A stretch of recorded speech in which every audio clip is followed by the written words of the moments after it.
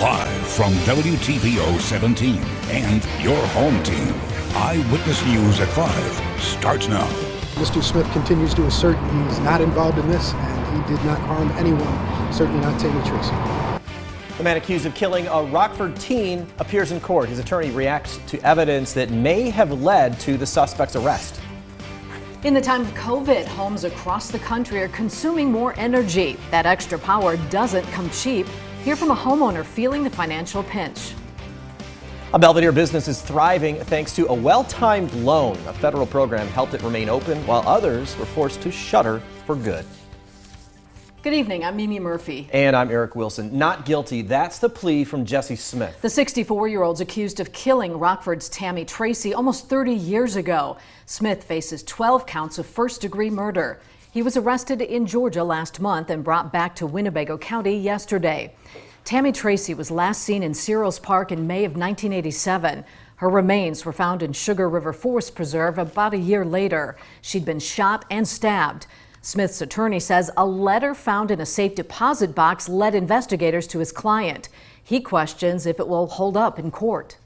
If we're going to be dealing with a statement from a person beyond the grave, I can't really cross-examine somebody who's not present for me to do that, and that can be challenging. But again, at this moment, I don't even know how that would be admissible. Smith is due back in court February 2nd. A fire at a local laundromat acts as a reminder to check your pockets. It happened at Spin World Laundromat on North Main in Rockford. The shop's owner says a dryer caught fire. He blames a plastic dispenser that was found in clothing. No one was hurt. Spin World is still open. More than 8,200 new cases of COVID-19 have been confirmed in Illinois. 179 people died. 12 of those come from the state line. Since the start of the pandemic, Illinois has seen more than 812,000 cases. In all, the virus has claimed almost 13,700 lives. 97% of those infected by coronavirus recover. And a reminder, one of Rockford's drive-through COVID test sites will be closing. The Rockton Avenue location at the old Schnucks will shut down Friday. It will still be open from 8 until 4:30 this week. The site is operated by Crusader Health. To take up the slack, the Winnebago County Health Department says the state-run testing site at the UIC Health Sciences campus on Parkview Avenue will expand capacity. The new site, really, and the expansion at that site, they will be able to have the capacity of 10,000 tests per day. So they anticipate being able to care for everyone that needed a test at Rockton Avenue to come over to the UIC site. The UIC testing site is open 7 days a week. For many of us, the coronavirus pandemic has meant more time spent at home. That extra time not spent at work or school means families are spending more on power. Michelle Rave spoke with one homeowner who noticed the increase. Michelle tells us about resources available for those struggling to keep up. It's scary, and the bills are going higher instead of lower. At the Marinelli household, all 4 family members are home all day. March and April, we didn't really notice, but then all of a sudden it was okay, May, June, July, they just kept creeping up. And then this last 2 months have went up at least $60 from last year. With more and more adults working from home and kids remote learning, higher energy bills are the reality for many state line families. They show you on your bill your little, almost like you're in kindergarten again with the blocks. And my block has doubled or tripled. But there's help out there. When someone comes to us for some assistance, the first question usually is, have you applied for LIHEAP? LIHEAP is through Winnebago County Human Services, and we refer everyone who is eligible to do so to apply for LIHEAP funding. Good line of information for families is the United Way 211 helpline. We try to keep that updated with our information as to what funding is available for what kinds of assistance. ComEd also has several programs to assist families. If you're in trouble, if you're behind on your bills, please call ComEd. You can go to our website or you can call our toll-free number at 1-800-334-7661. And we'll have operators there that will address your concerns and help you through a variety of different programs. You can also customize payment plans so it works for you and your family. We do have different payment programs that'll extend some of the, say you have a $500 past due bill, we can help you with $300 of it. We can take that other $200 and split it up to 18 to 24 months in payments. One key piece of advice: ask for help now before it's too late. Don't be embarrassed. Don't be afraid. Call now. Don't wait until your power's cut off. Reporting in Rockford for your home team, I'm Michelle Rave. Another day of COVID-19 vaccinations is well underway in the United Kingdom, but public health officials are warning those with a history of significant allergic reactions to avoid the Pfizer-BioNTech vaccine. This comes after 2 healthcare workers suffered adverse reactions on the first day. Each reportedly had a history of severe allergies. Officials say these precautions are common in newer vaccines. The UK is still the only country in the world to distribute the test and independently reviewed vaccine. In the U.S., the FDA is scheduled to discuss Pfizer's vaccine tomorrow and Moderna's next Thursday. Small businesses have been hit hard by COVID-19 restrictions. For some, it's meant the end of the road, but for others, federal aid has helped keep their doors open. Ari Bruckman spoke with a Belvedere business owner who says a loan has helped her now thriving business.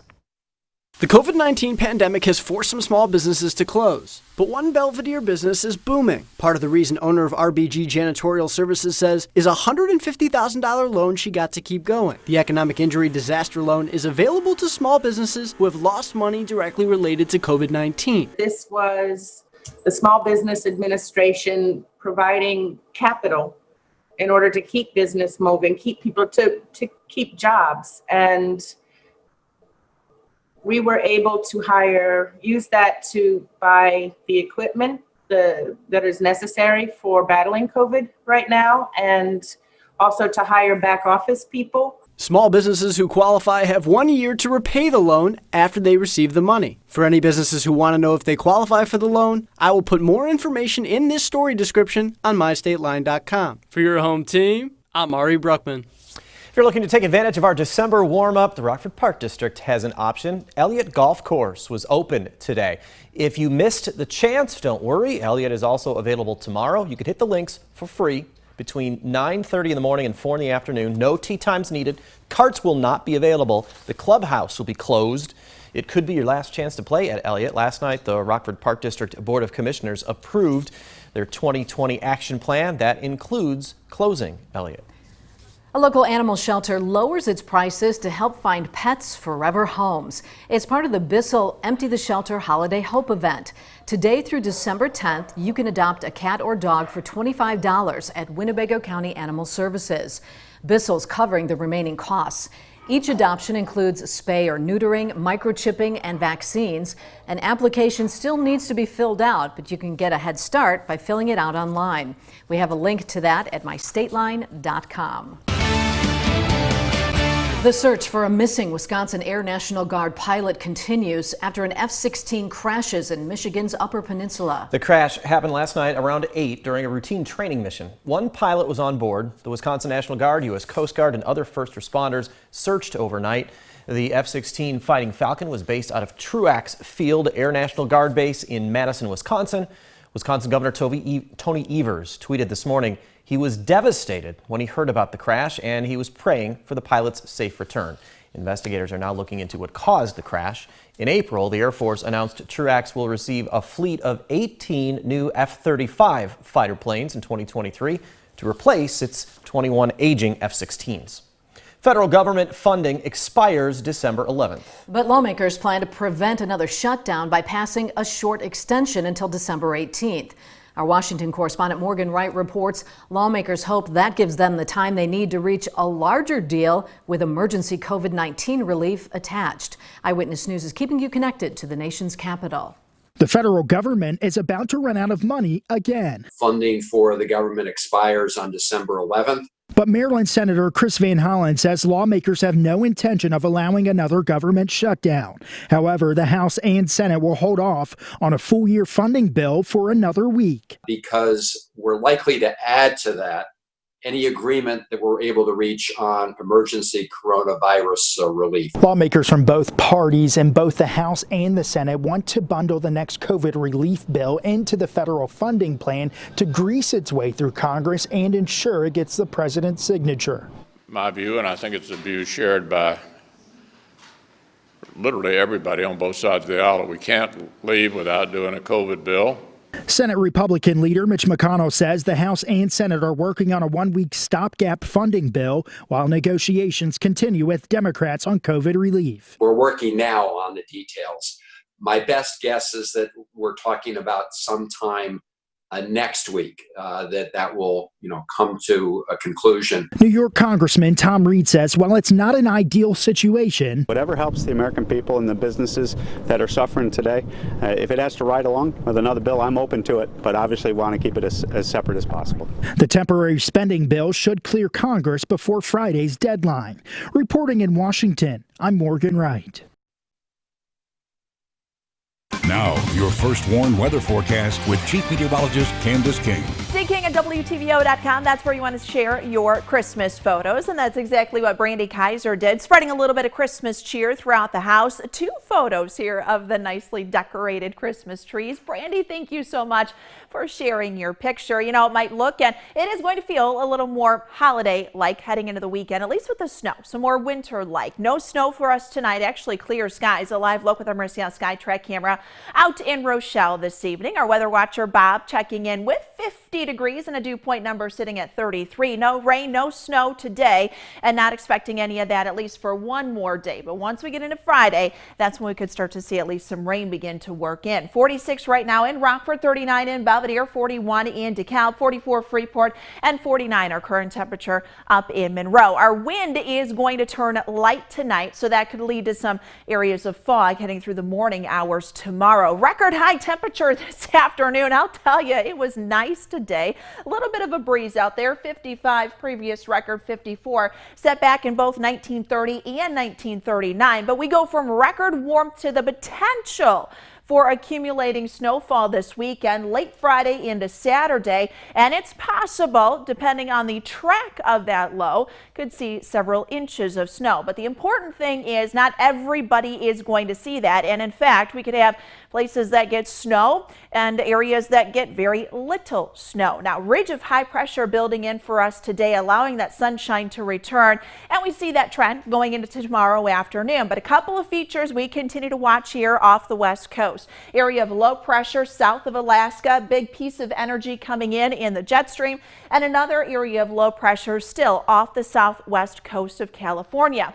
All of that is going to work in conjunction. Now, that piece of energy up across the northwest is actually going to help carve out a dip in the jet stream, or what we call a trough in the jet stream, and that's what's going to allow that area of low pressure to work in. Right now, looks like it is still going to stay to our south, and the strongest winds in that jet stream remaining to our south. What that does for us, however, could place some of the highest snowfall totals, or at least the more accumulating snowfall, kind of focused right across southern Wisconsin and far northern Illinois. Right now, that's where the highest probability of over about 2 to 4 inches could come down. But again, we're still a few days away, so a lot to kind of track. We've already seen that storm track kind of wobble back and forth.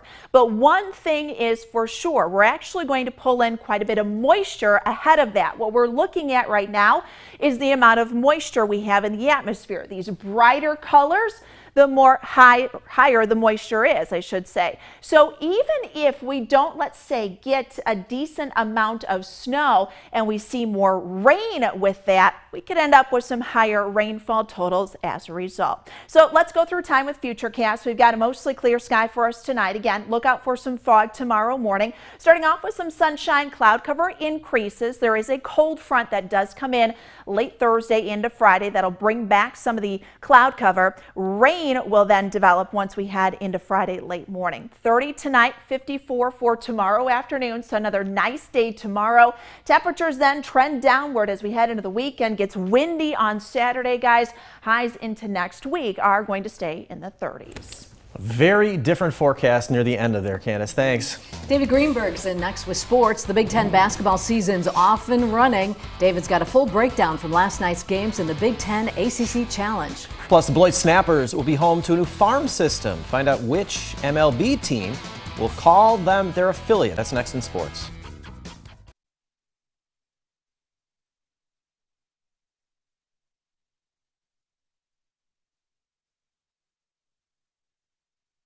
Now, the Napleton Sports Desk with David Greenberg. Well, this game ran a little late last night, so you might not have caught the 6th-ranked Illini demolishing the 10th-ranked Duke Blue Devils 83-68 on the road at Cameron Indoor. Junior guard Ayo Dosunmu is recognized as one of the best at his position in the nation and didn't disappoint last night, finishing with 18 points and 12 rebounds. 6 different Illini wound up in double digits. Here's the craziest part. They never trailed the entire game. They led for 39 minutes, 12 seconds. The remaining 48 seconds came when the two teams were tied 0-0 and 2-2. This was a dominant victory. Afterwards, head coach Brad Underwood discussed how proud he was of his team last night. I liked our mental approach today.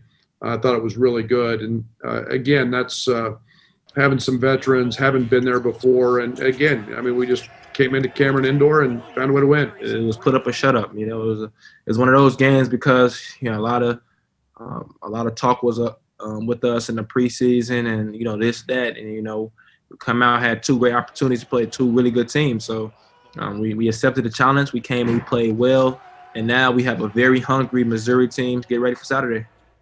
I've said it before, but this Big Ten race is going to be a close one. There's teams like Illinois, and there's also teams like Iowa, who topped the North Carolina Tar Heels last night, 93-80. The Hawkeyes are loaded with talent. They've got arguably the best player in the country in Luka Garza. He didn't have his best performance last night and still wound up with 16 points and 14 rebounds. But you don't have to be at your best when 3 other starters next to you combined for 64 points. Keep an eye on Fran McCaffrey and his guys to make a nice little run. First, a brand new state-of-the-art stadium and now a brand new affiliate team. Earlier today, the Miami Marlins extended an invitation to the Beloit Snappers to become their newest High A affiliate ball club. Since 2013, the Snappers have served as the Low A affiliate for the Oakland A's. With baseball season right around the corner, I am definitely excited to see the new elevated level of competition that will come through there. That's it for sports. We'll be right back.